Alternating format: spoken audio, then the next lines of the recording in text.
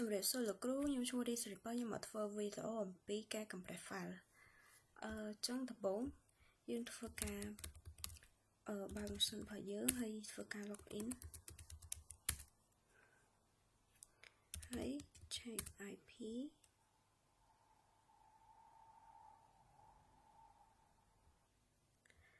ចុង IP យើងគឺ 192.168.1.6 យើងធ្វើការ connect ជាមួយនឹង SSH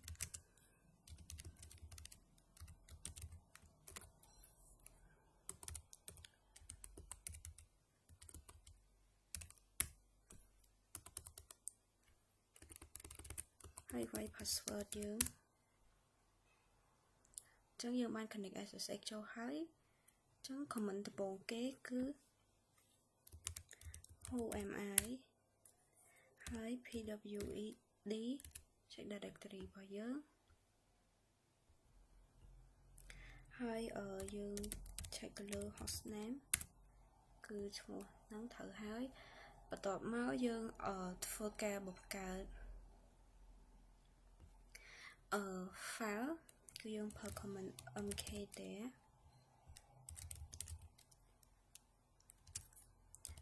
.p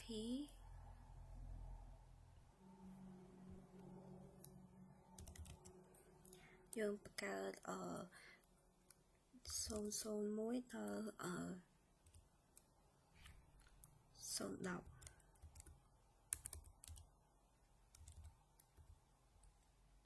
ចឹងខ្ញុំសុំ skip ពីខ្ញុំសេហើយចឹងយើង enter មកហើយបន្ទាប់មកយើងត្រីវាមើលនេះវាចូលហើយអញ្ចឹងបន្ទាប់មកយើងធ្វើការបង្កើត file text មួយ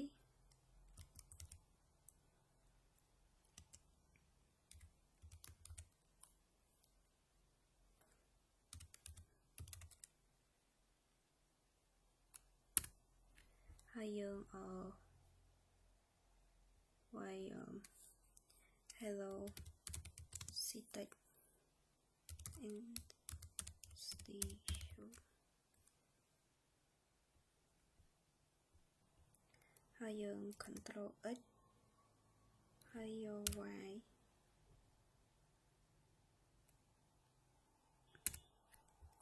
ហើយបន្ទាប់មកយើង cat វាមើល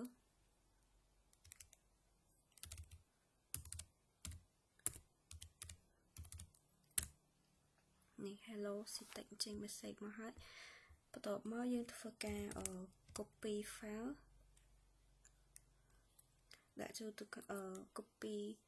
ចូលទៅក្នុង file text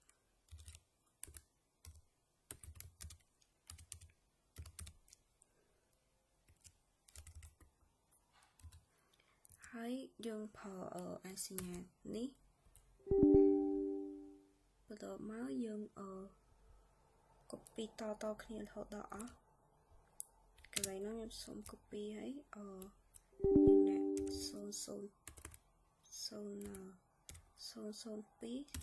ហើយអាសញ្ញានេះទៀតចុះខ្ញុំសូម skip ដល់កន្លែងខ្ញុំ copy ហើយអស់ហើយយើង enter មកទៅសេខុសចឹងយើងបាន enter ហើយបន្ទាប់មកយើងត្រីវាមើលមួយមកនេះយើងបាន copy ចូលទៅក្នុង file text ហើយអញ្ចឹងសុំនេះវាមើលមួយសិនអញ្ចឹងបន្ទាប់មកយើងធ្វើការ compress file អញ្ចឹងនៅពេលដែលយើងចូល compress file បានយើងធ្វើការ install software 2មួយសិនដែលយើងប្រើ command sudo install apt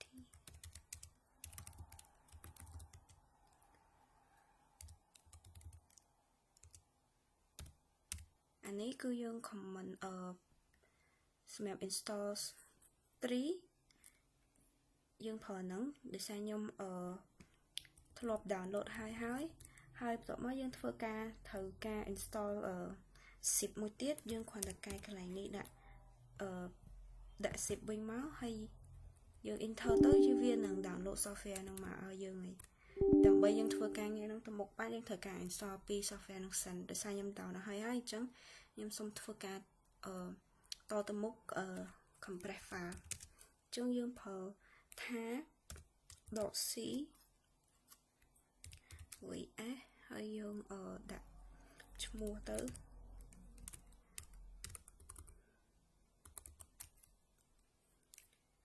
តថា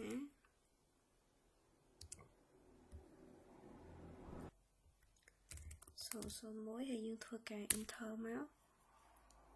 ហើយបន្ទាប់មកយើងនេះវាមើលនេះវាបាន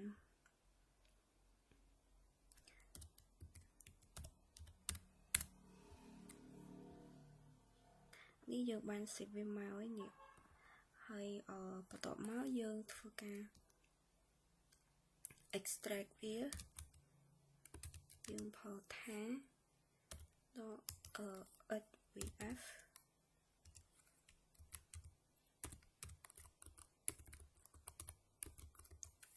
11 12ថាហើយយើង enter មកហើយតមកយើង list វា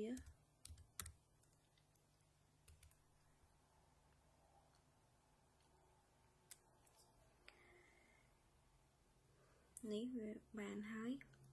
ន្ទាប់មកយើងធ្វើការ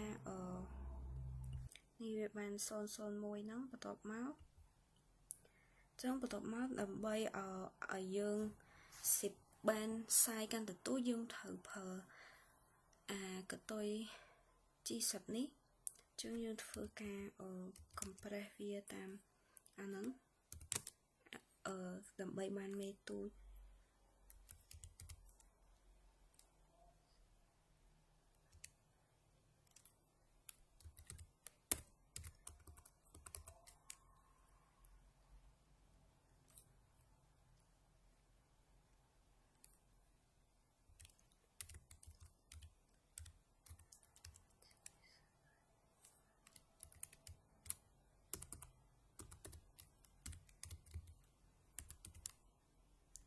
ហើយយើង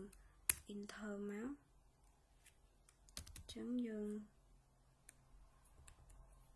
list វាមើលនេះបាន compress រួចហើយយើងធ្វើការ extract វា extract file ហ្នឹងដោយប្រើ command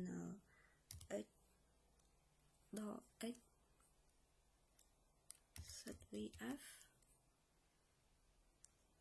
ហើយ svv ថា .g10 ហ្នឹងយើង extract វាមកហើយយើង list វាមើល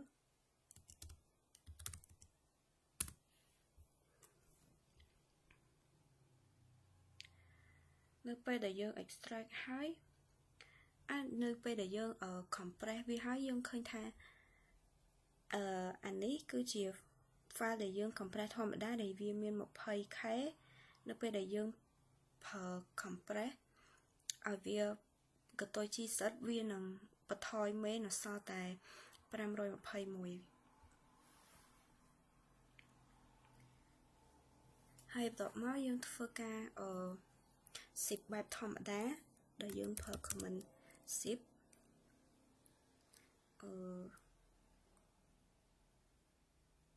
ដល់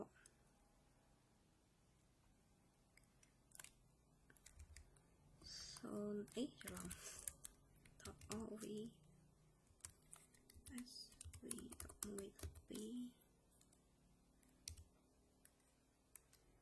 SV 11 .zip ហើយ001ហើយយើង zip បានហើយតមកយើង list មើលមួយនេះវា load មកហើយអានេះ zip បែបធម្មតាអានេះ zip បែប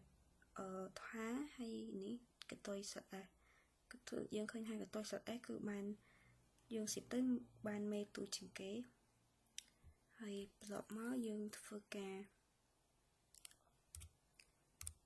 unzip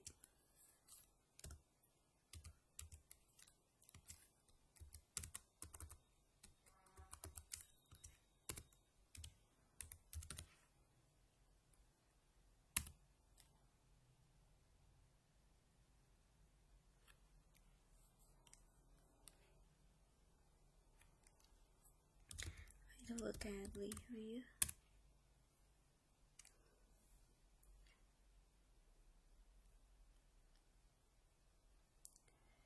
thì trình máu sồn mùi nữa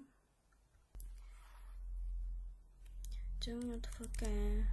ở remove ở file sồn mùi nữa hay dương mới bật thấy tổ mới dương thưa cả unzip với unzip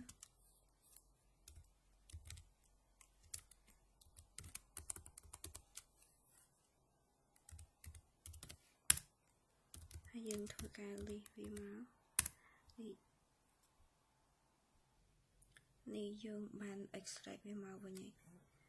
chẳng video nó bạn đo tìm mình cho con lục cru để bạn